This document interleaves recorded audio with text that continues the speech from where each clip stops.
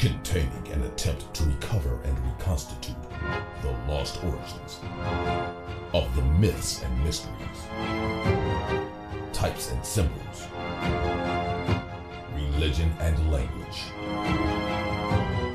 with Egypt for the mouthpiece, and Africa as the birthplace.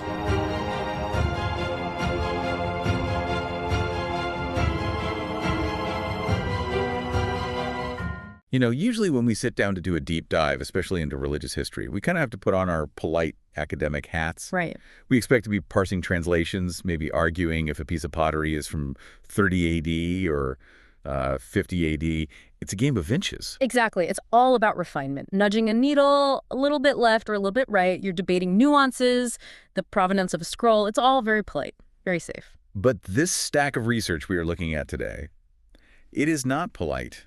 And it is definitely not a game of inches. No, this is more like a forensic demolition of the entire building. Yeah, the whole house. Yeah. We're looking at a thesis that suggests the foundational story of Western civilization, the life of Jesus of Nazareth, isn't just mythologized history. Right. It's not about a real guy who had some tall tales told about him later. No. The argument here, the core of it, is that there is no guy. At all. No historical seed. Zero. And that sounds like a wild internet theory. It does. But we're starting this dive with a very, very serious academic heavyweight. We're talking about Dr. Richard Carrier and his book, The Obsolete Paradigm of a Historical Jesus. And he's using, of all things, high-level probability mathematics to argue that Jesus was probably a celestial being who was later written into history. Exactly. But today, we aren't just asking if he existed. We're going a step further. We're asking if he didn't exist. Mm-hmm. Where did this story actually come from? Which is the crucial next question. Carrier's effectively saying that the entire field of biblical studies has been operating on a kind of hallucination for 2,000 years. He cracks the door open. But, and this is the hook for today, this is the real reason we're here, Carrier is just the entryway. Just the starting point. Our mission isn't just to nod along with Carrier. We're here to critique him. Because according to these other massive books in our stack, specifically the monumental work of Gerald Massey and the historical analysis by Walter Williams Carrier is right that Jesus is a myth. But he is dead wrong about where that myth comes from. That's it. Carrier, you could say he hits a feeling. A ceiling, yeah. He stops at the Mediterranean coast. He's looking at Jewish sects. He's looking at Greek philosophy to explain it all. But if you dig deeper, if you look at the research in Massey's 6-volume life work, especially Ancient Egypt, the light of the world, or you read Williams, The Historical Origin of Christianity, you realize something profound. You realize the blueprints for this story aren't in Judea. Not at all. They're in the Nile Valley. They're thousands of years older than Rome. This is the aha moment we're building toward. The entire thesis we're unpacking today is that the Romans creating Jesus. It wasn't some brand new idea. No. It was a direct repeat of a political play the Greeks ran 1,000 years before that, with a god called Serapis. It's the same playbook. It's a recurring pattern. It is a political playbook. And once you see that pattern, once you see the linguistics, the archaeology, the star charts that Massey and Williams lay out, you just can't unsee it. It changes the probability of a historical Jesus from, unlikely to impossible. Utterly impossible. So everyone should buckle up. We are going to peel back layers of linguistics. We're going to walk through the stone halls of Egyptian temples. We are going to look at the zodiac. But first, let's start with our baseline. Right. Let's establish the ground floor with Richard Carrier, just so we can see what the modern secular argument actually looks like. Okay. So Richard Carrier is unique. He's a historian. His background is in ancient science, but he approaches history like a mathematician. His main tool in the obsolete paradigm is Bayes' theorem. Okay, and for those of us who aren't math majors, what is that? It's a way of calculating the probability of a hypothesis. You start with prior knowledge, and then you factor in new evidence. It's used in everything. Code breaking, medical diagnoses. So it stops you from just saying, I feel like this is true. Exactly. You have to assign actual numbers to your probability. And he applies this to something called the Rank-Raglan hero archetype. I've heard of this. This is a scale, right? Developed by Lord Raglan to analyze mythic heroes. It's a list, a checklist of 22 traits. Things like, the hero is born of a virgin, his father is a king, there's an attempt on his life as an infant. He's spirited away to safety, returns to claim a kingdom, dies mysteriously on a hilltop, that sort of thing. You got it. And we see this everywhere in mythology. Oedipus, Hercules, Romulus, Moses. They all score really high on this scale. What are their scores, roughly? Oedipus gets a 21, Moses scores a 20. And Carrier's big point is that Jesus scores a 20 out of 22. A 20. That's up there with Moses. And here's the kicker. In the entire history of literature, figures who score that high are always mythical. There is not one single example of a confirmed historical person scoring that high on the Raglan scale. So Carrier's prior probability, his starting point, is that Jesus belongs in the myth bucket, not the history bucket. Statistically, yes. That's a powerful statistical argument right there. If it walks like a duck and quacks like a duck, or in this case, if he's born of a virgin and ascends to heaven like a demigod. He's probably a myth. Right. But this is exactly where we need to introduce Gerald Massey, because Carrier thinks this hero pattern is just a collection of tropes, cool ideas people like to use in stories. And Massey says, no, it's not just a trope. It's a system. A system. That's the crucial pivot. It really is. Gerald Massey was writing in the late 19th and early 20th centuries. He was this self-taught Egyptologist, a poet, a druid, a fascinating character. And completely shunned by the establishment. Totally. He was too radical. Well, but he looked at these hero patterns and realized they weren't random at all. They were astronomical. They were describing the movement of the sun and the stars specifically as the ancient Egyptians had codified it thousands of years before. And this is so different from Carrier's approach. Carrier treats the Gospels almost like historical fiction written by Jews who were borrowing ideas from the Greeks. A cultural remix. Yes, a remix. Yeah. But Massey and later Walter Williams, they argue that the Gospels are palimpsests. A palimpsest. We should define that. It's a manuscript where the original text has been scraped off and new text written over it. But you can still see the old text underneath if you look closely. And Massey's whole argument is that the New Testament is an Egyptian document where they just changed the names. You don't need Bayes' theorem to guess the probability when you have the original document sitting right in front of you. We keep saying Egyptian, but the sources we're using, they use a more specific term, Kamite. Right. We should clarify that. We should define it, just so we're honoring the source material properly. Absolutely. Kamite comes from Kemet, which was the indigenous name for ancient Egypt. Oh. It literally means the black land, or land of the blacks. Referring to the rich, dark soil of the Nile. Yes, but also, as scholars like Williams and even Martin Bernal emphasize, referring to the people. It's important because it centers the origin of this knowledge in Africa. Wow. We are dealing with an African system of astrotheology that was later appropriated by European powers. First Greece, then Rome. So when we say Kamite, we're giving credit where it's due. We're acknowledging the true authors of the myth. Okay, so let's get into the specifics of the critique. Carrier, he argues for this 33% ceiling. He leaves the door open, says there's maybe a 1 in 3 chance Jesus existed. So why do Massey and Williams just slam that door shut? Well, it starts with the name itself. Carrier spends a lot of time analyzing the name Jesus, or Yeshua, in the Hebrew context. Yahweh saves, that's the standard line. Right. He argues it was just a convenient name for a savior figure. But Massey goes back 3,000 years earlier. He finds the cult of Eum-hetep, or more simply, Iusa. Okay, break that down for us. Iusa. In the Egyptian hieroglyphs, the Medu-Neter, the word Iu means to come, or the coming one. Iu coming. And Sa means son. Aisa, the coming self. Exactly. And it wasn't a name like Tom or Harry. It was a title. Specifically, it was the title for the solar deity Horus, or Adam-Ra, who is born every day at sunrise and reborn every single year at the winter solstice.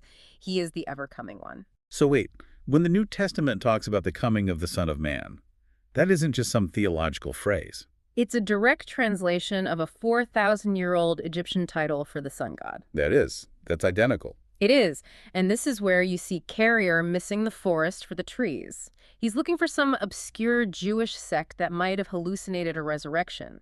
Meanwhile, Massey provides over 400 distinct, specific parallels between the Egyptian Jesus Horus and the Gospel Jesus. 400. And we're not talking about vague things like they were both nice teachers. No.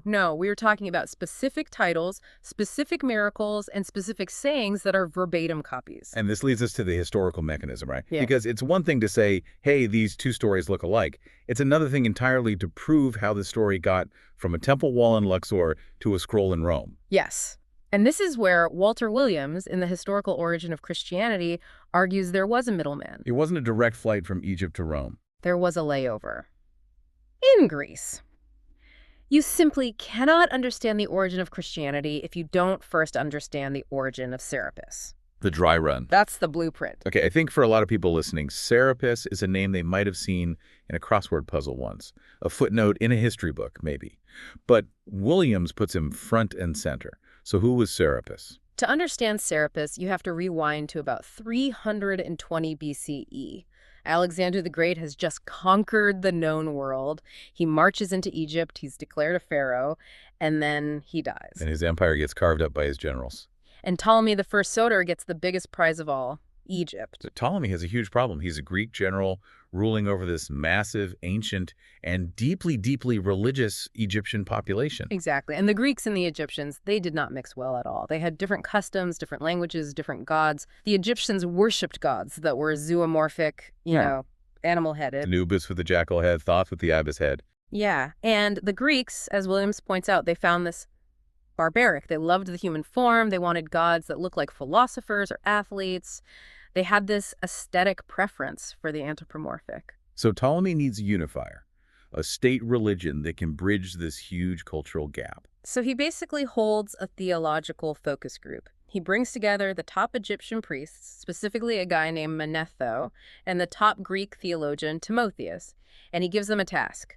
Make me a god that everyone can accept. And they just synthesize one. They synthesize one. They take Osiris, the great Egyptian god of the underworld, the resurrected one, and they combine him with the Apis bull, which was believed to be the living physical manifestation of Osiris on Earth. Osiris plus Apis equals Serapis. Which gets Hellenized, or Greekified, into Serapis. Okay. But here's the brilliant trick, and this is what Williams really emphasizes. They kept the Egyptian function, but they changed the packaging. What do you mean? They gave Serapis the body of a Greek god. He was bearded, draped in robes, looked a lot like Zeus or Hades. He looked European.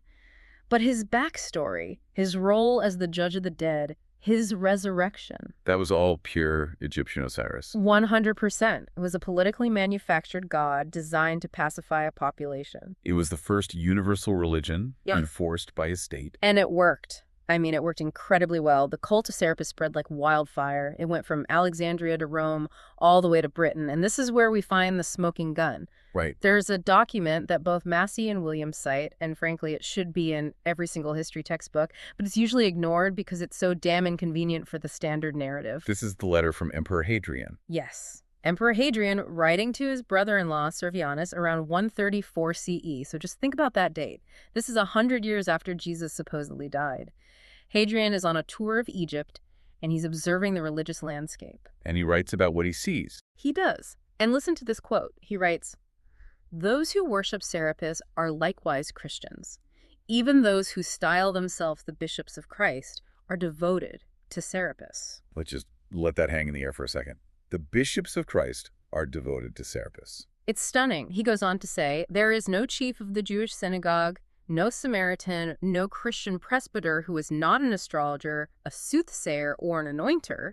The implication here is massive. In 134 CE, Christ wasn't a name. It was a title, and it was a title used interchangeably for Serapis. So if you were a worshiper of Serapis in Alexandria, you might call yourself a Christian. Yes, because Christ is just the Greek translation of the Egyptian concept we need to talk about next, the Krst. The Karast. And this leads us directly into the linguistic hypocrisy that Carrier and so many others just fall right into. Okay, linguistics. This is part 3 of our critique. We all grew up thinking Christ is a last name. Jesus Christ. Like he's Mr. Christ, son of Joseph Christ. Right, the Sunday school version. Academically, of course, we know it means the anointed one. In Greek, it's Christos. In Hebrew, it's Messiah. And Carrier, like most mainstream scholars, stops at the Hebrew. They say, oh, it's about anointing a king with oil, like King David. But Massey digs deeper. He goes to the root. He goes to the Egyptian word Karast, spelled Krst. And what does Karast mean in the original Medu Neter, in the hieroglyphs? It refers to the mummy, but not just any dead body.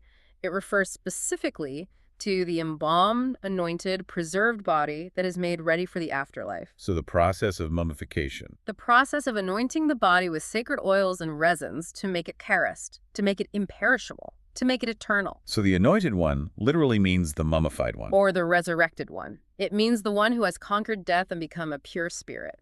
The Egyptian Karast is the prototype of the Christ. Massey shows that the word Christo, or crest, appears on mummy coffins millennia before the Christian era. So when the Greeks came to Egypt, they saw this Karast figure, Osiris, or the deceased pharaoh who becomes an Osiris, and they translated it phonetically into their own language as Christos. and Williams makes the point that modern academia just pretends this etymology doesn't exist. Total linguistic hypocrisy. They act like the word Messiah just popped out of thin air in Judea. Carrier's a numbers guy. He talks about probabilities, but he ignores the fact that the very title of his subject is Egyptian. If you ignore the root of the word, you ignore the root of the concept. The Christ is not a man. It is a state of being. It's the soul that has conquered death. The Karast is the mummy that rises again. Okay, so we have the name Iusa equals Jesus. We have the title Karast equals Christ. We have the historical dry run with Serapis. But Carrier's a historian. He wants hard evidence, things he can touch. Right. Which brings us to the archaeology. Because Massey and Williams point to evidence that's carved in granite, that predates Christianity by 1,700 years. We have to take a trip, virtually, to the Temple of Luxor. This was built by Amenhotep III around 1700 BCE. Now, if you go into the Holy of Holies in this temple, the most sacred inner sanctum, you find scenes carved on the walls that depict the birth of the pharaoh. But the imagery is. Well, it's shocking if you think the nativity story is unique to the Bible. Walk us through it. What do we see carved on those walls? It's a four-part sequence. It's almost like a comic strip carved in stone. Scene 1, the Annunciation. The Annunciation. The god Thoth, who is the messenger, the scribe of the gods, appears to the Virgin Mother, Queen Mutamua, and he announces to her that she is going to give birth to a divine son. That's Luke chapter 1. That is the angel Gabriel appearing to Mary. It is the exact same role. Thoth is even shown carrying the scroll. Scene 2, the Conception. The Immaculate Conception. The god Neph, who is often associated with the breath of life, the spirit, causes the conception. And it is not a physical act. He holds the Ankh, the key of life, to her mouth. It is a spiritual importation of life. The Holy Spirit overshadowing Mary. Precisely. Then, scene 3, the birth. The child is born on the birthing stool. And scene 4, which is the absolute kicker, the adoration. The adoration of the Magi. You see the child being held, and he is receiving gifts from 3 figures. In some descriptions, they're men offering gifts. In others, they are divine spirits. But the parallel to the 3 magi, or the 3 kings, is undeniable. And just to be crystal clear on the timeline, this is 1,700 years before the Roman era. Carved in stone. You can't argue it's a later interpolation by some monk. You can't say someone scribbled it in the margins in the Middle Ages. It is granite. And Carrier focuses on textual probability. Did Josephus mention Jesus? Did Paul meet Peter? He misses this. He ignores the fact that the entire biography of Jesus is wallpapered onto the walls of Egyptian temples. And what about the Serapeum? You mentioned that earlier, the underground galleries. The Serapeum at Saqqara. This was the massive underground burial complex for the Apis bulls. And remember, the Apis bull is the word-made flesh of Osiris. What's so fascinating is that archaeologists find gems and amulets in and around the Serapeum that depict crucifixion-like imagery. Before Christianity. Long before. The cross symbolism predates the Christian cross. I mean, the original cross is the Egyptian key of life. The Christians just removed the loop at the top. It's just visual plagiarism. It is. And Williams argues that the early Christians knew this. They knew they were appropriating. That's why the early church fathers, like Justin Martyr, were so incredibly defensive about it. What was his explanation? He famously claimed that wicked demons had gone back in time and created these pagan myths just to confuse people when the real Jesus finally showed up. Diabolical mimicry. That is quite the convenient excuse. It's the devil planted the dinosaur bones argument, basically. Right. But let's move from the stone to the text itself. Carrier spends a huge amount of time analyzing the Q source. Okay, so for our listeners, Q is this hypothetical lost document that biblical scholars think Matthew and Luke both used to write their Gospels. Because they share so much material that isn't in Mark. Right. It's like the holy grail of biblical studies. Everybody's looking for Q. But Massey and Williams basically say, stop looking. It's been right here the whole time. They argue that Q isn't some lost Jewish notebook of sayings. So what is it? Q, they argue, stands for the Egyptian Book of the Dead, or, more accurately, the Ritual of the Resurrection and the Sayings of Horus. This is part 5 of our outline, exposing the Q fiction. Let's do a side-by-side comparison, because when you put the sayings of Jesus next to the sayings of Horace, the hair just stands up at the back of your neck. It really does. Let's take the famous I am statements from the Gospel of... Okay, Jesus says, I am the bread of life. In the Egyptian texts, Horace says, I am the bread of Nu, and Nu is the heavenly substance, the primordial waters. Okay, Jesus says, I am the good shepherd. Horace says, I am the good shepherd. He carries the crook and the flail, the shepherd's tools. That's why the pharaohs held them. It was a symbol of Horus. Jesus says, I am the light of the world. Horace says, I am the Lord of light. Jesus says, before Abraham was, I am. Horace says, I am the heir of endless time. It's the same voice. It is the same voice because it is the same character. And there's this fascinating little detail about the Gospel of Matthew. An early church father named Papias mentioned that Matthew collected the Logia Kuriaka, the sayings of the Lord. And scholars just assume Lord means Jesus. Of course, but Massey argues that Lord originally referred to the Lord Horus, and think about the name Matthew. The divine scribe of the gods in Egypt was Thoth, but one of his many titles was Mati. Mati? Massey argues that Matthew is just a Hellenized derivation of Mati, the scribe who writes down the sayings of the Lord. So the Gospel of Matthew is actually the Gospel of Sos Mati, recording the sayings of the Lord Horus. That's the argument. And it completely upends the idea of a peasant in Galilee walking around saying these things. And it explains why the sayings are so theological, so high-minded. Exactly. They aren't the folk wisdom of a carpenter from a backwater province. They are the refined liturgy of a sophisticated temple system that had been working on these concepts for 4,000 years. Carrier treats these sayings as evolutions of Jewish wisdom literature. And sure, there's a Jewish overlay. The names are Hebraized, the locations are changed to Judea, but the core substance, it's pure, unadulterated Egyptian. This brings us to the structure of the story itself. If the sayings are Egyptian, what about the biography? The 12 disciples, the betrayal, the birth. This gets us into part 6, astrotheology. Yes, because Massey is adamant about this. You cannot understand the story if you don't look up at the sky. This is the key that unlocks the whole myth. It really is. Why 12 disciples? Carrier might say, oh, it represents the 12 tribes of Israel. And that's the surface explanation, sure. But why did Israel have 12 tribes? Why did Hercules have 12 labors? Why are there 12 gates in the Egyptian underworld? The zodiac. It's always the zodiac. The sun, who is Horus, or Jesus, travels through the 12 signs of the zodiac every year. The disciples are simply the constellations that follow the sun on its journey. And this connects to the precession of the equinoxes. This gets a little technical, but it's so important for understanding the symbolism of the lamb and the fish that just permeates Christianity. It is crucial. Yeah. So, because of a slight wobble in the Earth's axis, the sun rises in a different constellation at the spring equinox roughly every 20,160 years. And this period is called an age. So from around 4000 BCE to 2000 BCE. The sun rose in the constellation of Taurus. The bull. This is the age of the golden calf, the age of the Apis bull in Egypt. Bull iconography was everywhere. And then, around 2000 BCE, the sun moved into Aries, the ram. And suddenly what happens in the Old Testament? Everyone is blowing ram's horn shofars and sacrificing lambs. The Egyptian god Amun gets a ram's head. The iconography updates to match the sky. Okay, so fast forward to the time of the alleged birth of Jesus. 1 BCE, 1 CE, around there. The sun is moving out of the age of Aries and into the age of Pisces. The fish. The 2 fish. Yeah. And what is the primary symbol of Jesus? The fish. The ichthys. He makes his disciples fishers of men. He feeds the 5,000 with 2 fish. The early Christians used the fish symbol as a secret sign to identify each other. And the Pope's hat, the mitre? It's shaped like an open fish head. This isn't about a dietary preference, it's about the celestial clock. Jesus is the avatar of the age of Pisces. And Carrier misses this. He acknowledges some astrotheological elements, but he focuses so heavily on Jewish apocalypticism, the idea that the Jews at the time thought the world was literally ending. But Massey argues the world wasn't ending. The age was ending. The end of the world in the Bible is a mistranslation of the Greek end of the eon, or age. It's about the celestial transition from Aries the ram to Pisces the fish. That makes so much more sense than a literal doomsday cult. It's an astronomical calendar marking a new epoch. And what about Bethlehem? The house of bread. Right. In the zodiac, the sign of Virgo, the Virgin, is often depicted holding a sheaf of wheat or corn, the house of bread. The sun is born in the sign of the Virgin. It's all right there in the star charts.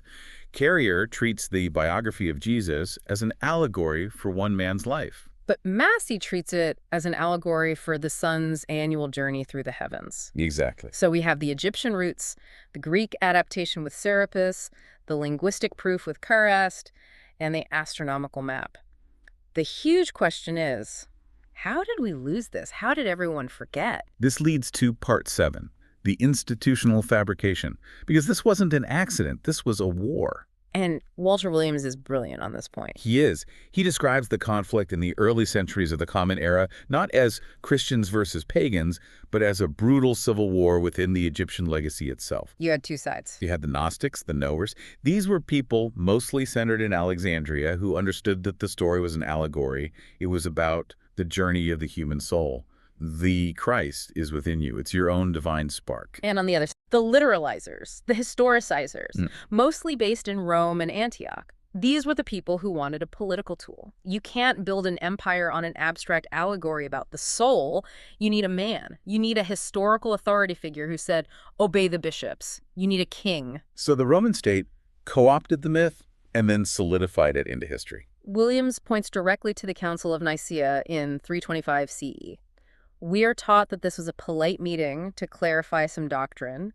Williams argues it was a fabrication factory. They were voting on mythology. They were literally voting on whether Jesus was of the same substance as the Father. They were creating a composite character to serve as the theological glue for the failing Roman Empire. They took the popular Serapis cult, which already had the structure, and they rebranded it with the Jewish Messiah name to bring in the eastern provinces. And to make that story stick, they had to destroy all the evidence of its origin. Violence was absolutely key. The suppression of the Gnostics was brutal. They burned their books. They burned the Library of Alexandria. And we have to talk about the murder of Hypatia. Hypatia of Alexandria. A tragic figure. A brilliant mathematician, a philosopher, a keeper of the ancient Gnostic wisdom in Alexandria. She represented everything the literalizers wanted to destroy. What happened to her? In 415 CE, a mob of Christian monks who were incited by the Bishop Cyril dragged her from her chariot. My God. They stripped her naked, dragged her into a church, and they flayed her alive with oyster shells. Then they burned her body. That is just horrific. And it was symbolic. It marked the death of the gnosis, the death of the understanding that this was science, that this was astronomy. From that point forward, it was history. You had to believe it literally happened, or you were a heretic who would be killed. And the feminine principle, Isis. How? Suppressed. Subsumed into the silent, submissive Virgin Mary. The Christ within became the Christ out there who you have to pay the church to get access to. Which brings us to the modern day, to the ivory towers of academia. Richard Carrier is an outlier because he even questions the existence of Jesus. But even he, according to this deep dive, is still trapped in the Western bubble. He is. So why is there such a powerful resistance to looking at Egypt? This is part 8. Academic Egyptophobia. It's a harsh term, but it fits. You look at the giants in the field today. Bart Ehrman, E.P. Sanders, James Dunn. Huge names. Huge names. But as Williams and Massey point out, they are systematically, Egyptologically illiterate. They can read Greek, they can read Hebrew, Aramaic. But they can't read Meduniter. They don't study the primary sources from the Nile Valley. For them, civilization starts with Greece and Rome, with a little bit of Mesopotamia thrown in. Africa is seen as primitive. And this is where Martin Bernal's work, Black Athena, comes in. Yes. Bernal documented how, in the 18th and 19th centuries, European academia deliberately whitewashed history. They could not stand the idea that the glory that was Greece was actually a student of the glory that was Egypt. So they just severed the root. They cut the cord. They created an Aryan model where Greece was the spontaneous inventor of philosophy, science, everything. And biblical studies just followed that model. Christianity had to be a unique revelation, or at least a unique development of Judaism. It couldn't possibly be an African religion. And Carrier, to his credit, is an atheist. He fights against Christian bias. He does. But because he relies on the standard academic tools and sources, he inherits that Egypt blind spot. He's playing by their rules even while he's trying to break the game. Exactly. He's arguing about probability percentages based on Josephus and a handful of Jewish texts. He's arguing for a 33% chance. But if he looked at the Egyptian evidence? If he looked at the Luxor nativity scene, the linguistic derivation of Christ Karast, the Hadrian letter about Serapis, he wouldn't be arguing for 33%. He could argue for 100% mythicism and have the receipts to prove it. That's the real tragedy here. It's the missed opportunity. Carrier could win the argument definitively if he wasn't afraid to step outside that Greco-Roman bubble. It's true. His math is conservative because he excludes the most damning evidence. He's fighting with one hand tied behind his back. So let's bring it all together. Let's get to a verdict. We've gone through the points. We've looked at the timeline. Serapis in 320 BCE, the Council of Nicaea, solidifying Jesus in 325 CE. We've looked at the linguistics, Isa, Karast, the archaeology, Luxor, Serapeum, the text, the Book of the Dead as the real Q source. Where do we land? The verdict is, I think, inescapable. Richard Carrier's The Obsolete Paradigm is a vital step in the right direction, but it is fundamentally incomplete. The paradigm isn't just obsolete because of Bayes' theorem. It's obsolete because it ignores the foundation. Exactly. Based on the mountain of evidence compiled by Massey and Williams, the probability of a historical Jesus, a singular man in Judea who said and did these things, is 0. 0%. But the probability of Jesus as a myth, it's 100%. Because we have the original copy. We have the receipts. It's the Kamite mythology. It is 100% Kamite mythology, institutionalized first by the Greeks as Serapis to control Egypt, and then reinstitutionalized by the Romans as Jesus to control the empire. The historical Jesus is a ghost. He is the ghost of the Egyptian sun god, dressed up in Roman clothes, wandering through a history book where he simply doesn't belong. That is such a heavy realization. It changes how you see, well, everything. Western civilization, art, religion, politics. It's all built on this repurposed African foundation. And that leads us to the final provocative thought. If we strip away the history, if we admit there was no man, do we lose everything? Or do we gain something? I'd argue we gain something profound. The Gnostics, the original Egyptian knowers, would say we gain back the original meaning. Explain that. The story was never meant to be about a man who lived and died 2,000 years ago. It was meant to be about you. The Karast, the Christ, is the divine soul within the human body, your body, struggling to overcome matter, to rise again, to become eternal. The kingdom of heaven is within. By obsessing over a historical man, we've lost the spiritual instruction manual. We're worshiping the messenger and completely ignoring the message. And the myth is actually far more powerful than the history, because the myth is about the universal human experience. It's about all of us. That's a profound place to land. It turns what could be a historical debunking into a spiritual reclamation. That's what it is. If you, listening, want to go deeper, and you really, really should, because we've barely scratched the surface of the thousands of pages these authors wrote, you have to read Gerald Massey's Ancient Egypt, The Light of the World. It is dense, it's Victorian, but it will blow your mind. And read Walter Williams's The Historical Origin of Christianity for that clear step-by-step timeline of how the theft happened. And of course, read Carrier's book. See the best arguments the current secular academy has to offer, and then ask yourself, what's missing? The biggest piece of the puzzle. Exactly. Question everything. Keep peeling back the layers. Thank you for joining us on this deep dive into the forbidden history of the ancient world. It has been a wild ride. Always a pleasure to seek the truth. Until next time, keep looking up. Containing an attempt to recover and reconstitute the lost origins of the myths and mysteries, types and symbols, religion and language, with Egypt for the mouthpiece and Africa as the birthplace.